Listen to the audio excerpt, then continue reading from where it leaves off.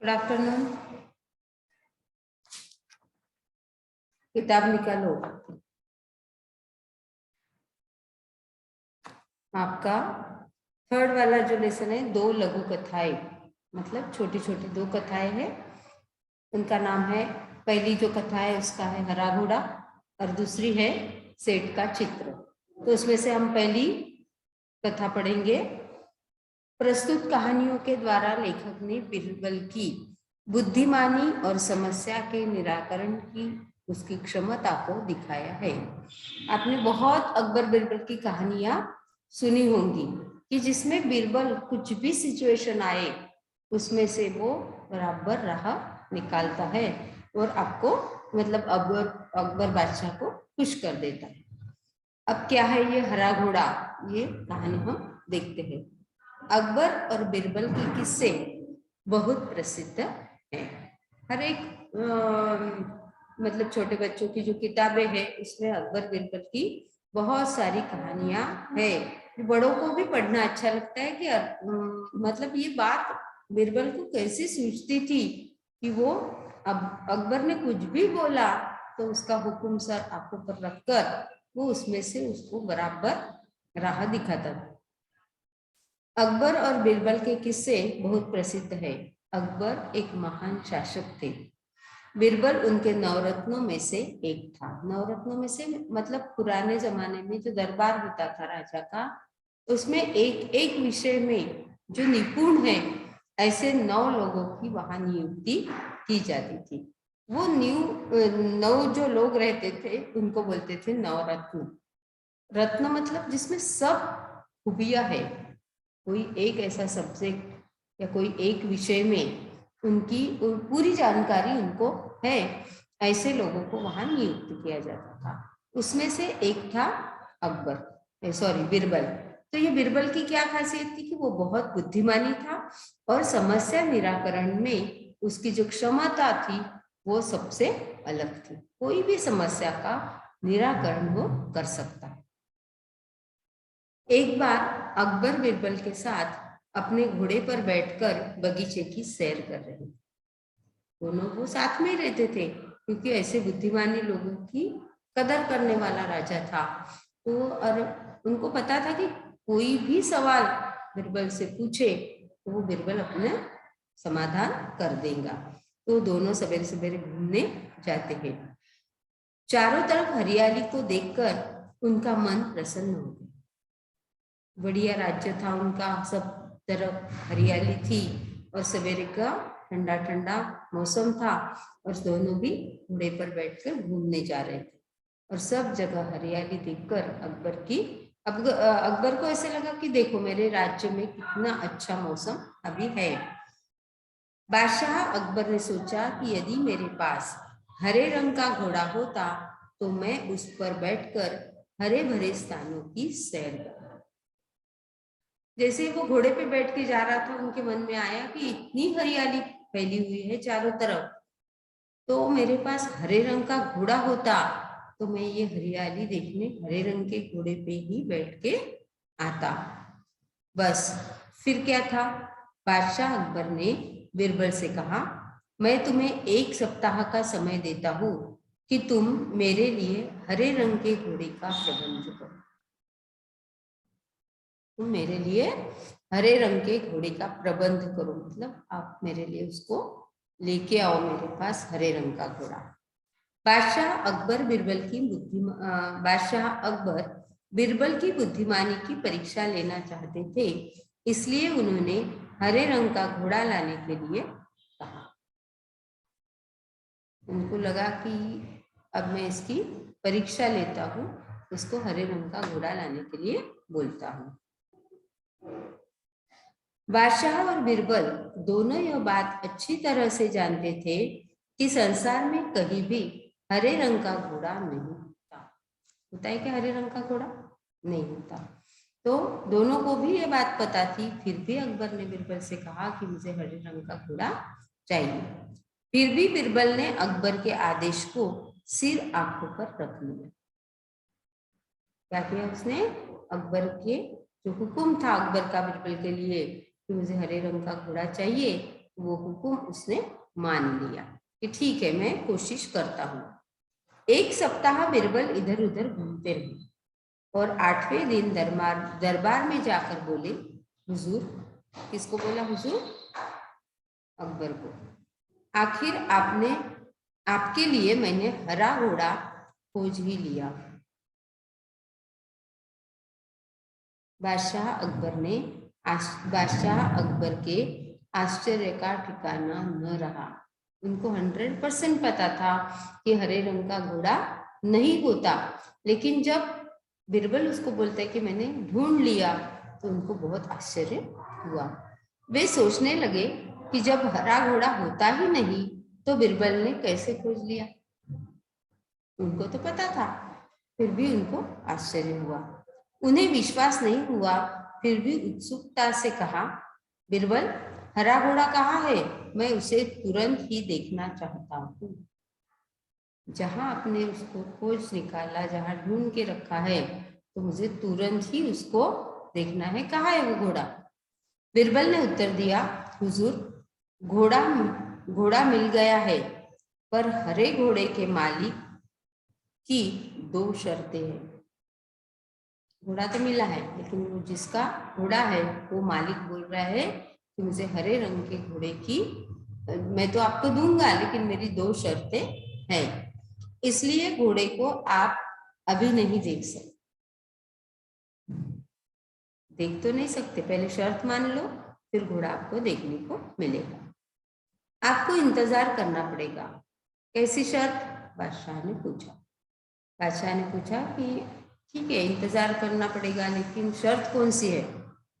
बिरबल ने जवाब दिया, पहली शर्त यह है कि बादशाह को घोड़ा लेने वहां स्वयं ही जाना पड़ेगा। वो बोल रहा है कि मैं किसी के हाथ मेरा घोड़ा बादशाह के पास नहीं भेजूंगा, बादशाह को खुद ही घोड़ा लेने आना पड़ेगा। दूसरी शर्त यह है कि हुजूर, जब घोड़े का रंग दूसरे घोड़े से अलग है, तो घोड़े को देखने का दिन भी अलग ही होना चाहिए। क्या बोलते हो कि घोड़े का रंग कैसे बाकी घोड़ों से अलग है? वैसे ही उनका कहना है कि जिस दिन अकबर बादशाह घोड़ा देखने आएंगे, तो वो सब दिनों से अलग दिन होना चाहिए। सब दिनों से अलग दिन होना चाहिए।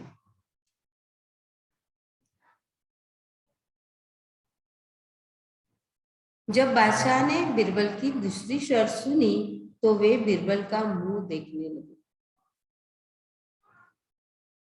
सॉरी, देखने के अलग होना चाहिए, यानी सप्ताह के 7 दिनों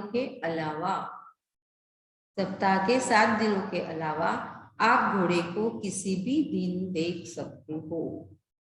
सप्ताह के तो 7 ही दिन होते हैं, उसके अलावा कौन सा दिन होता ही नहीं। जब बादशाह ने बिरबल की दूसरी शर्त सुनी, तो वे बिरबल का मुंह देखने लगे। ऐसी ये कौन सी शर्त है?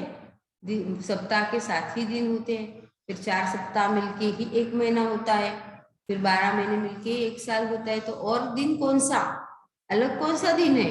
दिन ही नहीं है। उन्होंने मन ही मन सोचा, 7 दिनों के अलग कौन सा दिन होगा? तब बिरबल बोले, हुजूर, यदि आपको हरा घोड़ा चाहिए, तो दोनों शर्तें माननी ही पड़ेगी। बोलता है कि हुजूर, आपको चाहिए हरा घोड़ा, तो पहले शर्त माननी पड़ेगी। बादशाह अकबर निरुत्तर हो गए। वे मन ही मन प्रसन्न थे कि बिरबल ने अपनी चतुराई से उन्हें फिर मात दी, मतलब फिर से अपनी चतुराई से अकबर को हराया। हरा घोड़ा बिरबल के पास नहीं था, ना ही उनको मिला था, और ना ही वो बादशाह को लाके देने वाले थे। लेकिन उन्होंने ऐसी शर्त उनके सामने रखी कि वो पूरी नहीं कर सकते थे। तो शर्त पूरी नहीं की तो घोड़ा नहीं मिलेगा, क्योंकि घोड़ा तो था ही नहीं, मिलने का कोई सवाल ही नहीं, और 7 दिन के अलावा दूसरा दिन ही नहीं होता। तो ये सब चीजें बादशाह ने मान ली कि अकबर ने आज फिर अपने चातुर्य से मुझे हराया। कैसी लगी स्टोरी आपको? अच्छी लगी ना? हाँ, तो इसके ऊपर ये स्टोरी आप ऐसे एक बार पढ़ लेना। आज तो मैंने अभी पढ़ के पूरी एक्सप्लेन की है। उसको आपको क्या करना है, किसी को आप स्टोरी बता रहे हो तो आप ये स्टोरी बता सकते हो। दूसरी, सेठ का चित्र। बहुत पहले की बात है, एक सेठ था। सेठ था मतलब साहूकार था, अमीर इंसान था।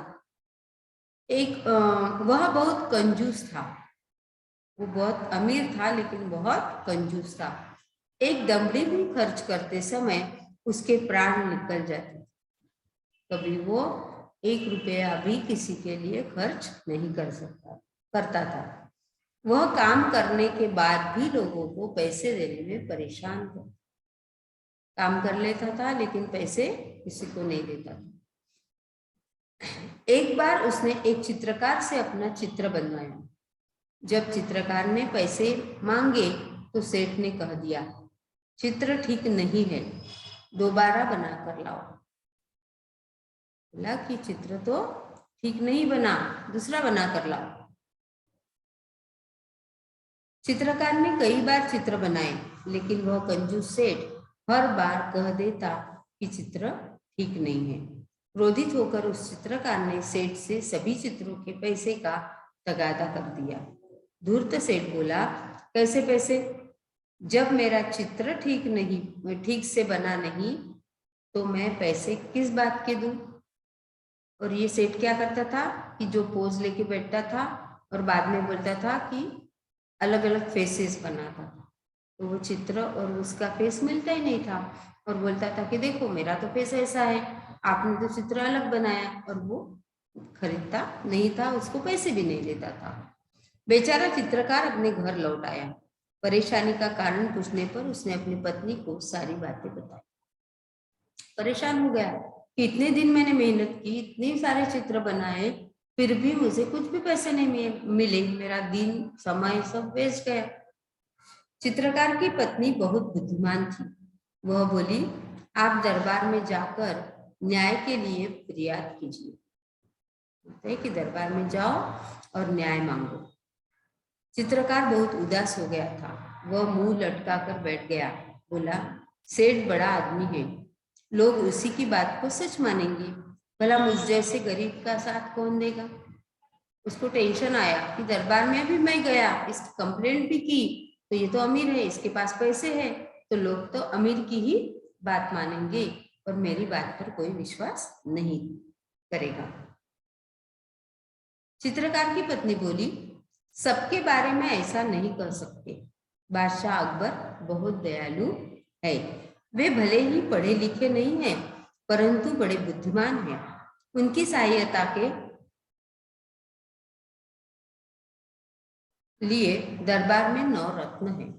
आप वहां जाइए, आपको न्याय जरूर मिले।